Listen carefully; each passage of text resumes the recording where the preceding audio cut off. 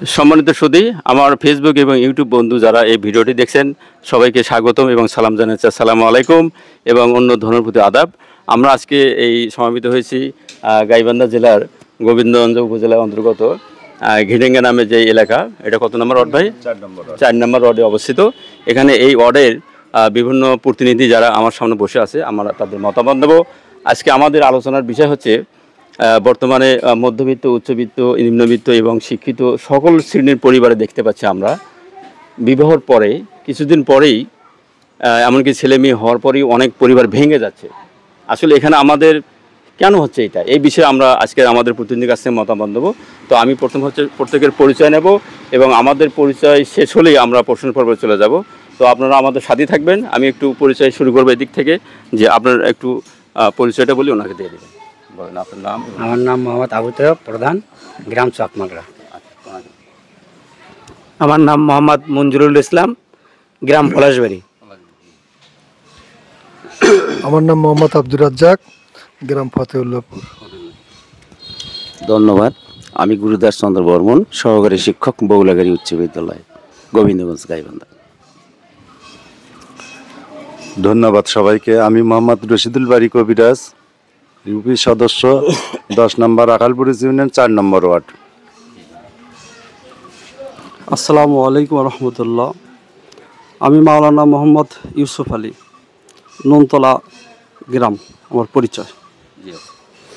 আসসালামু আলাইকুম, আমার নাম মোহাম্মদ রফিকুল ইসলাম, আল্লাহ জাম্মাদ দিল্লি দাখিল মাদ্রাসা সহকারী সুপার পদে চাকরি করি। আমার গ্রামের বাড়ি ছোট বিরামপুর, রাখালপুর ছোট বিরামপুর গ্রাম। জি ধন্যবাদ, খুব সুন্দর বলেছেন। তো আমরা আসলে সকলের পরিচয় জানলাম, এখন আমার পরিচয়টা বলি। আমার নাম মোহাম্মদ মইনুল হক, অনেকে ডাকনাম মইন হিসেবে জানে। আমি সহকারী শিক্ষক গণিত, নুনতলা উচ্চ বিদ্যালয়। আজকে আমাদের প্রশ্ন পর্ব, তো আমি প্রত্যেকের কাছ থেকে একটু মতামত নেব। তাহলে আমি যদি এদিক থেকে শুরু করি, প্রথম ভাইকে আমি জিজ্ঞেস করতে চাই, আচ্ছা এই সমাজে বর্তমানে যে বিবাহ বিচ্ছেদ হচ্ছে, তা আপনার কাছে মানে প্রশ্ন হচ্ছে যে এটা কেন হচ্ছে, আপনার কি মনে হয় একটু বলেন। বাল্য বিবাহের কারণে বিবাহ বিচ্ছেদ বেশি হয়। বাল্য বিবাহ, আচ্ছা ভাই বলতেছে বাল্য বিবাহ মানে অল্প বয়সী বিবাহ হওয়া, অর্থাৎ বিয়ের যে একটা উপযুক্ত বয়স তার আগে বিয়ে দিলে এই ঘটনাগুলো বেশি ঘটে। আচ্ছা ভাইকে ধন্যবাদ। জি ভাই, আপনার কাছে একটা মতামত, জি আপনি একটু বলেন, কি বলবেন? আমার মতামত মানে বাল্য বিবাহ হচ্ছে তার ছোট অল্প বয়সে বিয়ে হচ্ছে, তার কোনো কর্ম ছিল না, কর্ম থাকে না, বাবা মার উপর নির্ভর করে। হয়তো ওয়াইফে একটা মানে যে কোনো কেনাকাটা করতে চায়, ঠিকমতো পায় না, এই জন্যই অশান্তি ভোগ করে, এই জন্য মেয়েরা মানে স্বামীর বাড়ি থাকতে চায় না। ভাইকে ধন্যবাদ। ভাই বলছেন যে আসলে অল্প বয়সে বিয়ে হলে তার যদি কর্ম না থাকে, সে পরিবারের উপর ডিপেন্ড হয়, বাবা মার প্রতি ডিপেন্ড হয়, যার কারণে তাদের পরিবারের মধ্যে একটা দ্বিধাদ্বন্দ্ব সৃষ্টি হয়, দূরত্ব বাড়ে। আচ্ছা ধন্যবাদ ভাই। জি স্যার, আপনার কাছে একটা মতামত নিতে চাচ্ছি। ভাইয়েরা যেটা বললেন, আসলে এটা যাতে না হয়, এরকম যাতে না হয়, সেক্ষেত্রে আমাদের করণীয় কি? ধন্যবাদ। আসলে বাল্যবিবাহের কারণেই বিবাহ বিচ্ছেদ, এটা ঠিকই বলছেন, বা এর পিছনে অনেক নানাবিধ কারণ আছে। তো এইগুলো ওভারকাম করতে গেলে সর্বপ্রথম যে প্রত্যেকটা ছেলে মেয়েকে শিক্ষার আলো দিতে হবে, তার পড়ালেখাটা যেন নির্বাধে সে করতে পারে। সেক্ষেত্রে আমাদের সমাজের বিভিন্ন দায় দায়িত্ব আছে। যেমন একটা মেয়ে যখন স্কুলে যায়, যখন একটা পরিণত বয়স চলে আসে, তখন বাবা মা টেনশন ফিল করে পথে ঘাটে কোনো সমস্যা ক্রিয়েট হয় কি না সেদিকতে। তো আমি মনে করি যে প্রত্যেকটা মেয়ে যেন অবাধে যেন স্কুলে আসতে পারে, নির্ভয়ে যেন স্কুলে আসতে পারে, সেটা একটা বিষয়। আরেকটা বিষয় হচ্ছে যে বাল্যবিবাহ রোধ করতে হবে। বাল্যবিবাহ রোধ করার একটা হাতিয়ার কিন্তু পড়াশোনা কন্টিনিউ করা, হ্যাঁ, সেটা একটা বিষয়। আর আইন যে আছে বাংলাদেশে, কিন্তু পর্যাপ্ত পরিমাণে আইন আছে, হ্যাঁ, যে বিশেষ করে এখন তো প্রত্যেকটা বিয়ে নিবন্ধন সিস্টেম আছে। তো নিবন্ধনে তো মোটামুটি একটা বয়স একটা বিষয় আছে। তো কোনো ক্রমেই যেন সে মানে বয়স যেন এখানে লুকাইতে না পারে। আর সেক্ষেত্রে কমিটমেন্ট থাকতে হবে আমাদের জনপ্রতিনিধি, চেয়ারম্যান থেকে শুরু করে মেম্বার পর্যন্ত, এবং আমাদের ধর্মীয় প্রতিষ্ঠানের যিনি কাজী হিসেবে থাকবেন, সে কাজীর ভূমিকাটা থাকবে জোরালো।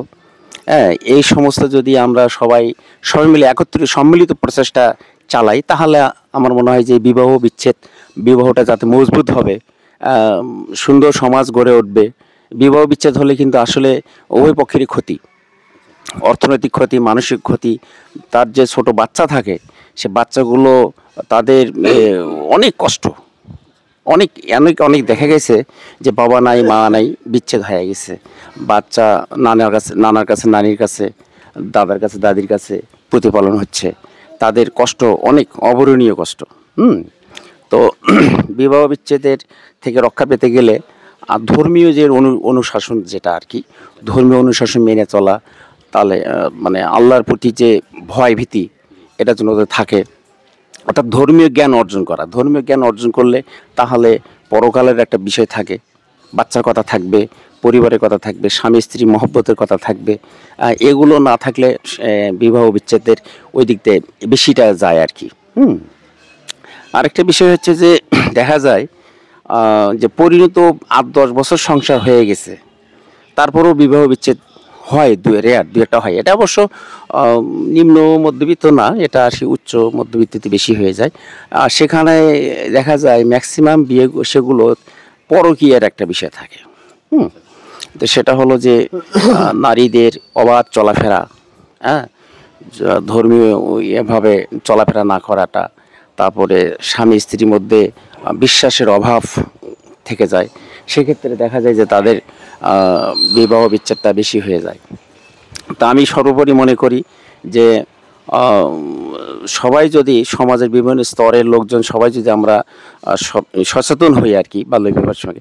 আর এটা কিন্তু দেখবেন বাল্যবিবাহের কারণে আমাদের ছেলে মেয়েদের স্বাস্থ্যগত সমস্যা হয়ে যায়, তার পরবর্তী প্রজন্মের এটা অনেকটাই প্রভাব ফেলে। হ্যাঁ, প্রভাব ফেলেও রোগবালাই লেগেই থাকে। হ্যাঁ, তো আমার মনে হয় যে একটা পরিণত বয়সে যদি বিয়ে শাদী দেওয়া যায় তাহলে তারা সব কিছু বোঝে, পরিবারের কর্তব্য সম্পর্কে তারা সচেতন থাকে, তাহলে আমার মনে হয় বিয়েটা মজবুত হবে। বিবাহ বিচ্ছেদ থেকে আমরা ওভারকাম করতে পারবো। আপাতত ধন্যবাদ স্যারকে। স্যার একেবারে যথার্থ বলেছেন, অনেকগুলো পয়েন্টই বলেছেন যে আসলে বয়সটা আমাদের ঠিক রাখা, নিয়মিত পড়ালেখা করানো থেকে শুরু করে এবং সার্বিক বিষয়ে আলোচনা করছে। স্যারকে অসংখ্য ধন্যবাদ। এবার যাচ্ছে আমাদের এই অত্র ওয়ার্ডের ইউপি সদস্য রশিদুল ভাই। আপনি কিন্তু সমাজের একজন প্রতিনিধি এবং এই সমাজের যে কোনো দেখভাল দায়িত্ব কিন্তু আপনার আছে। সেই ক্ষেত্রে আপনি এই বিবাহ বিচ্ছেদ যাতে না হয় সেজন্য আপনার কি করা উচিত বলে আপনি মনে করেন, এই বিষয়ে একটু কথা বলুন।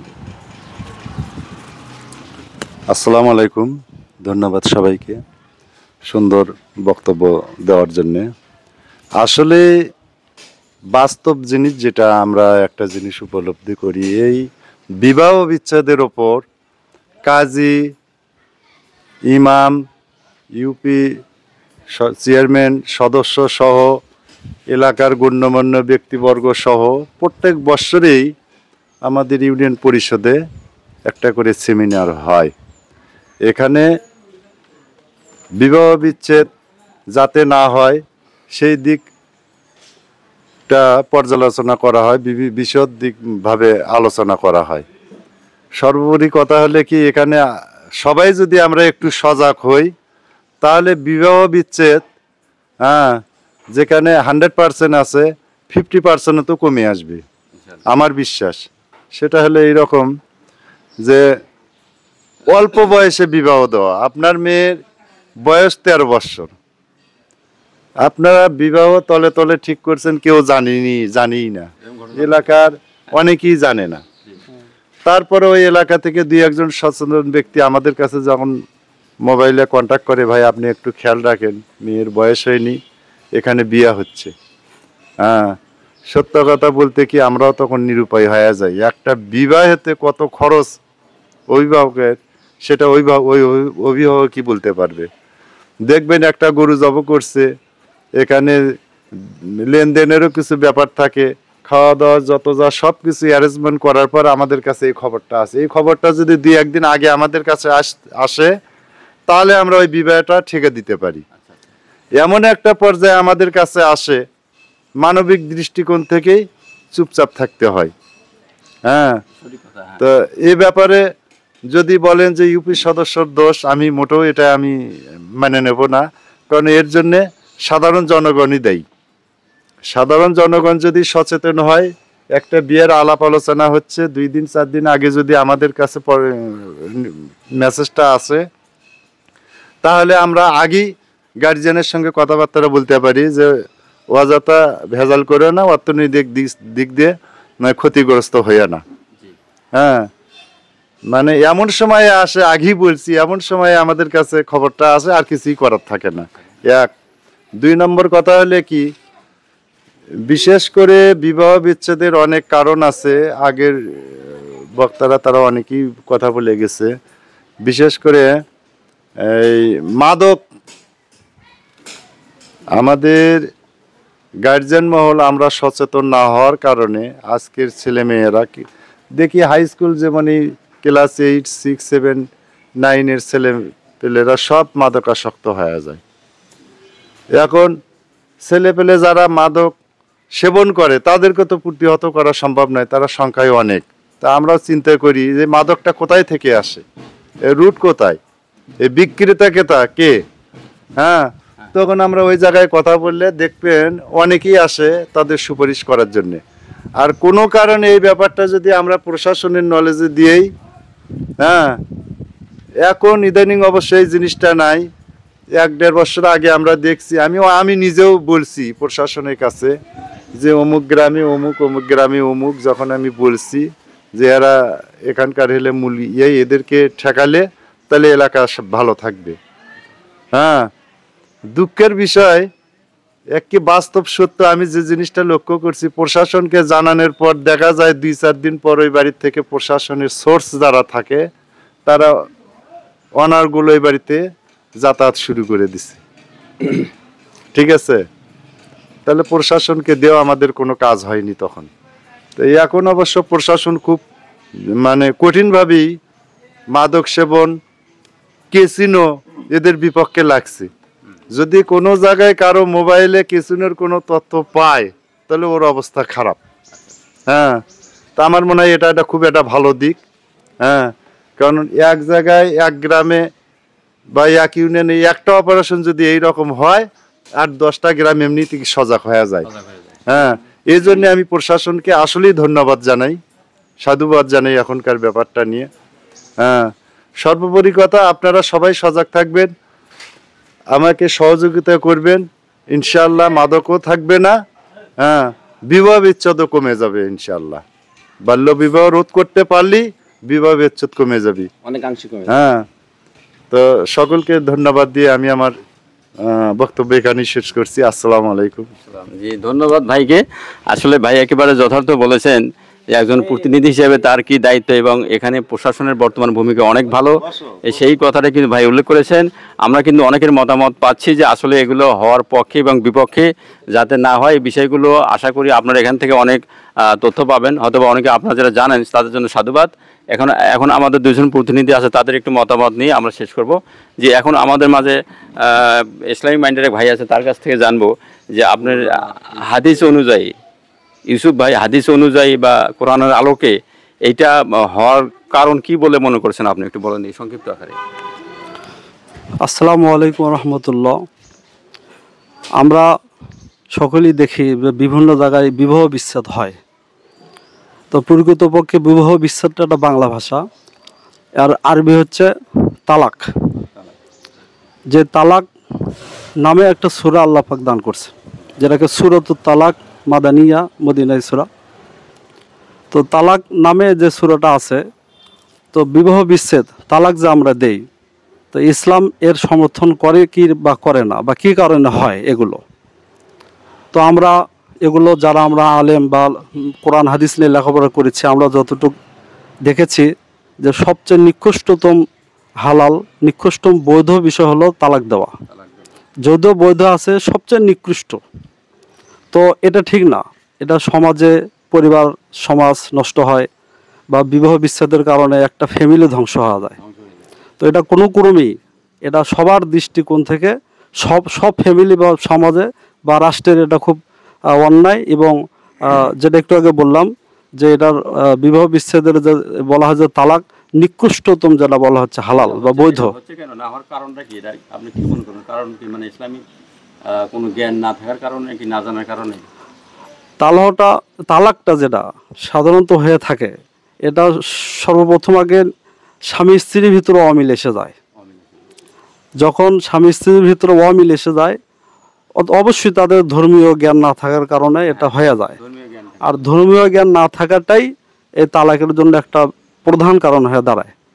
তো আমরা আশা করি যেন সকলে আমরা আমাদের ছেলে মেয়ে, আমাদের ফ্যামিলি, পরিবার সবাইকে একটু ধর্মীয় জ্ঞানগুলো যেন আমরা চর্চা করতে পারি। ধন্যবাদ। জি ধন্যবাদ। আসলে আমাদের ভাই বলেছেন যে আসলে ধর্মীয় জ্ঞান বা ধর্মীয় অনুশাসন না জানার কারণে আমরা অনেক সময় খারাপ পথ অবলম্বন করে থাকি বা অন্য লাইনে চলে যায়।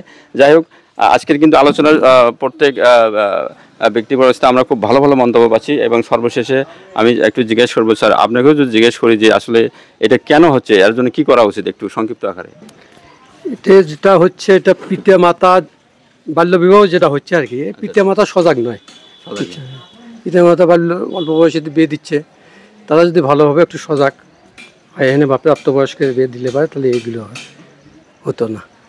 বয়স বেশি হলে বা শিক্ষিত হলে ছেলে মেয়েদের ভালোভাবে শিক্ষিত করা যায়, তাদের এই দুর্ঘটনাগুলো ঘটতো না। আর এখন ইদানিং যেটা দেখা যাচ্ছে, এই মোবাইলের যে ফাংশনটা, মোবাইল আছে, হ্যাঁ, মোবাইলের যে নেটওয়ার্কটা ছাড়িয়ে দিতেছে সরকারে, এই অ্যাভেলেবলভাবে এগুলো খারাপ জিনিস আসতেছে, ভিডিও আসতেছে, এগুলো ছেলে মেয়েরা দেখে আরও বেশি খারাপ। এই বলে আমার সংক্ষিপ্ত বক্তব্য শেষ। জি সম্মানিত দর্শক, আসলে আজকে আমরা এখান থেকে জানলাম, আমাদের প্রতিনিধি যারা আছে সবাই অনেকের কাছ থেকে জানলাম যে 1 নম্বর বাল্য বিবাহ, 2 নম্বর হচ্ছে তারা কাজে অ্যাক্টিভ না, মানে কর্ম না থাকার কারণে পরিবারের উপর নির্ভরশীল হচ্ছে, এবং 3 নম্বর হচ্ছে মাদক যে নেশাটা, সেটা একটা সমস্যা। এবং আমাদের হুজুর সাহেব বললেন যে আসলে ধর্মীয় জ্ঞান না থাকলে যা হয়, এবং আমাদের স্যারও যেটা বললেন যে পরিবার সচেতন না, তাদের ছেলে মেয়েকে সচেতন না থাকার কারণে, বিভিন্ন মোবাইল থাকার কারণে তারা খারাপ কাজে বেশি ধাবিত হচ্ছে।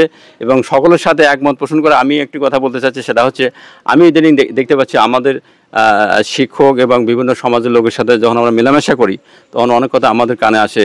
বর্তমানে দেখা যাচ্ছে অনেক পরিবারে স্বামী স্ত্রী তর্ক, এবং স্ত্রী তার স্বামীর সাথে তর্ক করে জেদ করে অনেক সময় মেনে নিতে চায় না।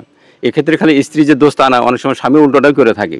এই যে জেদ, রাগের বশে আমি শুনবো না তোমার কথা, যখন এইভাবে চলতে থাকলে একসময় শয়তান ওখানে কিন্তু ঢুকে যায়, ঢুকে আরও প্যাচ সৃষ্টি করে, জেদের কারণে একবারে বিচ্ছিন্ন হয়ে যায়। এবং দেখা যায় বিচ্ছিন্ন হওয়ার 1 মাস পর বা পরে সে বুঝতে পারে যে এটা কাজ না করলেই ভালো ছিল।